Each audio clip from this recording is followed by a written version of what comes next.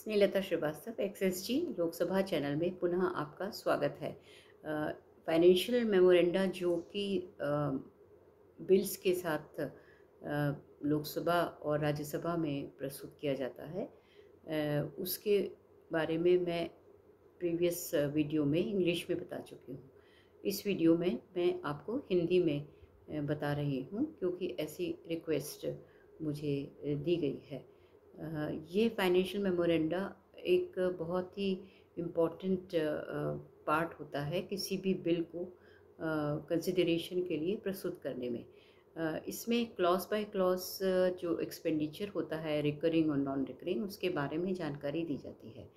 यदि किसी बिल के साथ फाइनेंशियल मेमोरेंडा नहीं लगा होता है तो फिर उसमें या फिर रिकरिंग एक्सपेंडिचर दिया होता है, नॉन रिकरिंग नहीं दिया होता, या नॉन रिकरिंग दिया होता है, रिकरिंग नहीं दिया होता, या किसी बिल में केवल नॉन रिकरिंग एक्सपेंडिचर है और रिकरिंग एक्सपेंडिचर नहीं है, किसी में रिकरिंग एक्सपेंडिचर है परंतु नॉन रिकरिंग नहीं है।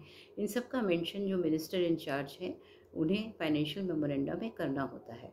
यदि किसी वजह से वो नहीं किया है उन्होंने, तो फिर उन्हें बताया जाता है और वो जानकारी वे सदन में सभी मेंबर्स ऑफ पार्लियामेंट को सर्कुलेट कर सकते हैं। यदि किसी में फाइनेंशियल मेमोरेंडा की ज़रूरत नहीं है परंतु यदि स्पीकर ऐसा समझते हैं कि इसमें फाइनेंशियल मेमोरेंडा दिया जाना चाहिए था, तो वो मिनिस्टर इंचार्ज को ये कह सकते हैं और उसको वो सदन में मिनिस्टर इंचार्ज पढ़ करके सभी सदस्यों को बताते हैं।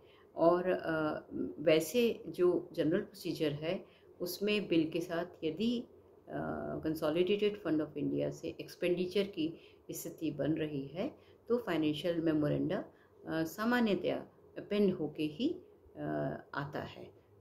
केवल ऐसी कुछ विशेष परिस्थितियों में यदि ऐसा नहीं हो पाता है तो ऐसे प्रावधान किए गए हैं कि बिल की प्रक्रिया में अवरोध भी ना उत्पन्न हो और जो प्रावधान जो आवश्यकता है कि सभी मेंबर्स ऑफ पार्लियामेंट को इस बारे में जानकारी हो जाए कि कहाँ कितना एक्सपेंडिचर हो रहा है, तो वो सर्कुलेट करके या सदन में पढ़ करके मिनिस्टर इंचार्ज बता सकते हैं। धन्यवाद।